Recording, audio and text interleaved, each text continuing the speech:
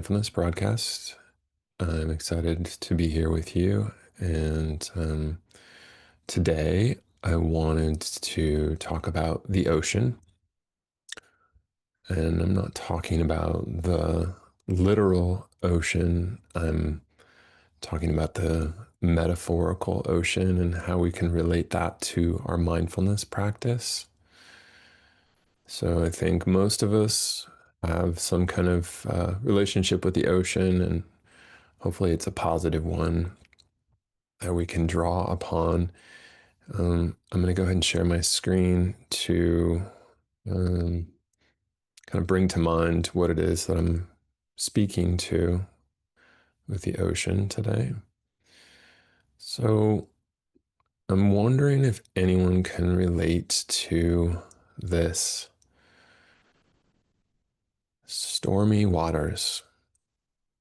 So this to me is an illustration of life happening without my permission.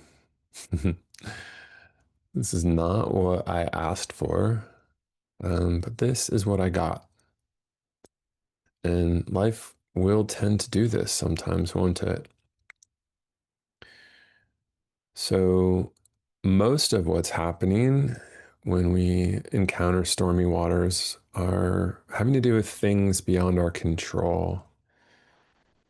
And so, with mindfulness, what we want to do is we want to find a place where we can ground ourselves and to find still waters.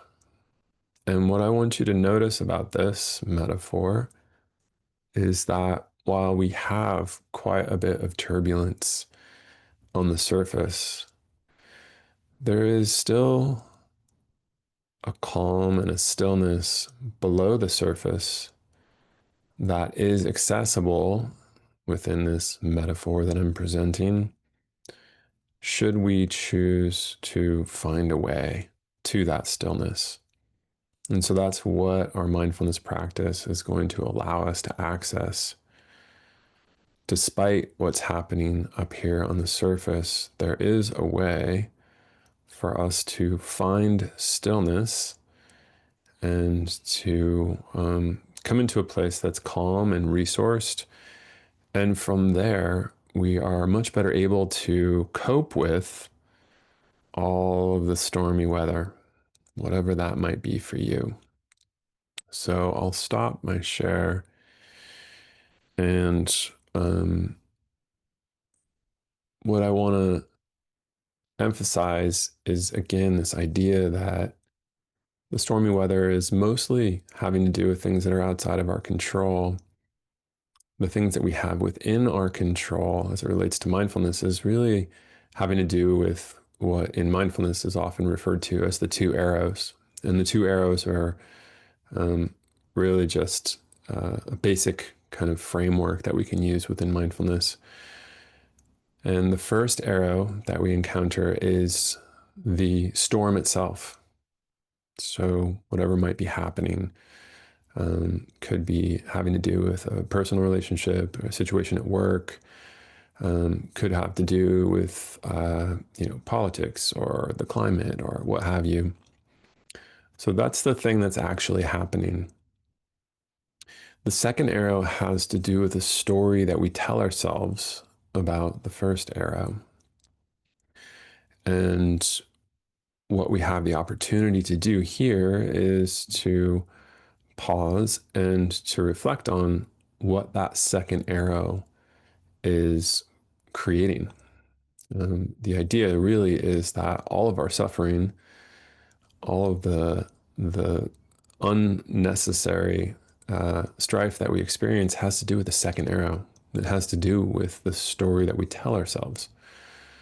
There's a really great social scientist, and I'm going to go ahead and drop a link in the chat here for anyone who's interested.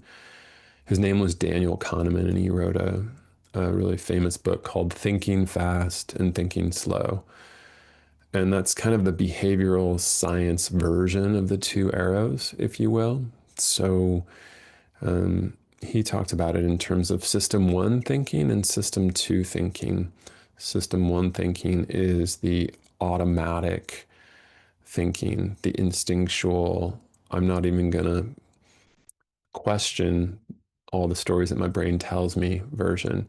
And what he discovered in all his research is we have tons and tons of biases.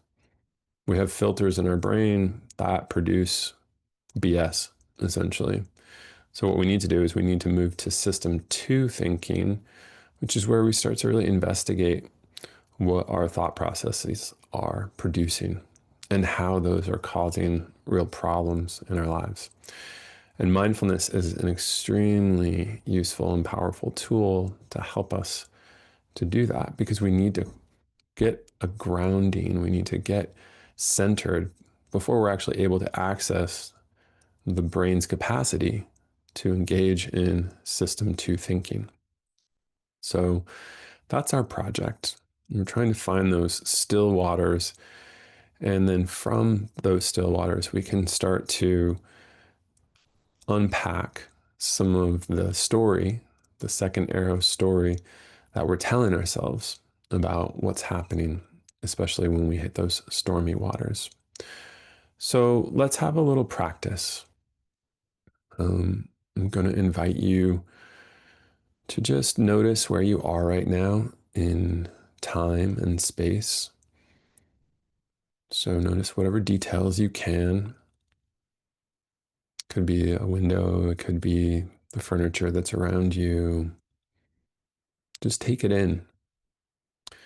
I'm also going to encourage you to look behind you. So look behind you to the left, and then look behind you to the right. And notice that you're in a safe place. Notice that there aren't any threats in your immediate environment in this moment. And just take a moment to acknowledge that. And then, if it feels comfortable, go ahead and close your eyes.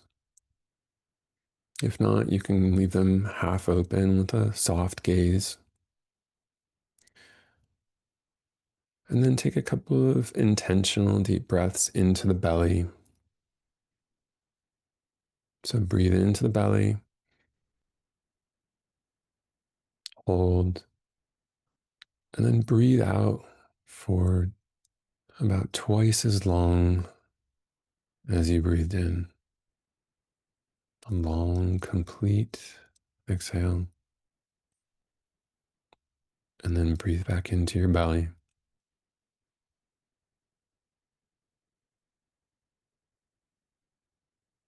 Hold. And then again, double the amount of time for the exhale, all the way out.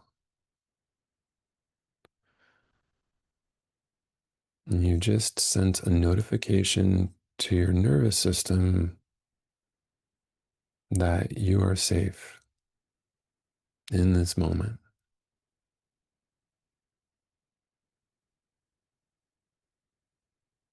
Allow your breath to go back to its natural rhythm.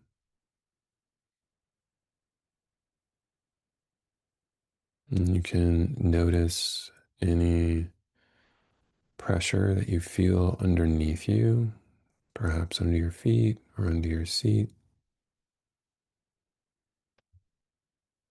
Acknowledge the stability that you find in that pressure. You're being held to the surface of the earth by gravity, and that is a gift.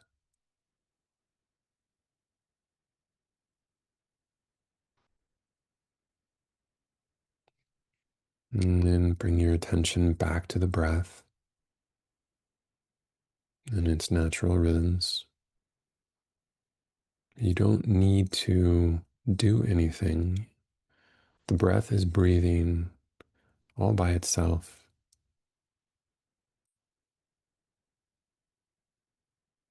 You can actually just be held by the breath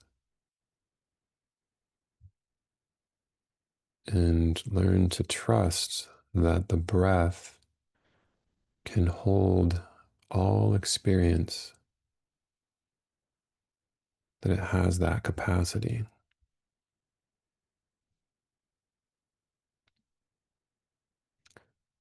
Now, if there are any storms in your life, big or little, you should just acknowledge whatever may be true while holding your contact with the breath as a container. So essentially, you're acknowledging stillness, the stillness that exists under the surface, the stillness that is always there, that we can always touch into despite or even because of any stormy weather that might be on the surface.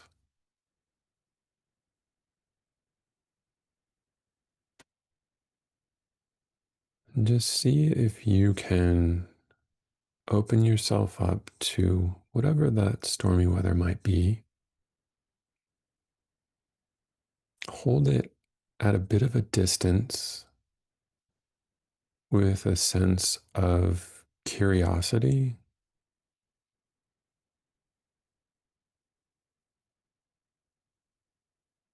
And if you need to, just call on a little self compassion.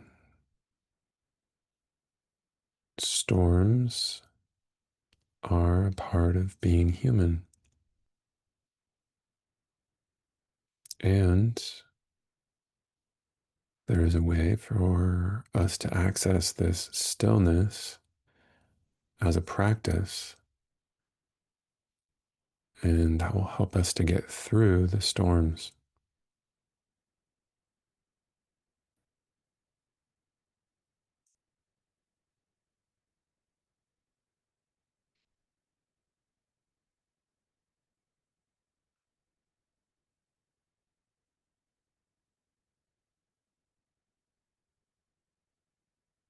And as we start to come to a close, if it's helpful to just set an intention to periodically return to the deeper waters of stillness as a practice, as a way of helping ourselves to walk through life with more wisdom and more skill. And when you're ready, I'm going to invite you to come back into the space where you are and slowly kind of take in your environment and welcome yourself back into Friday morning.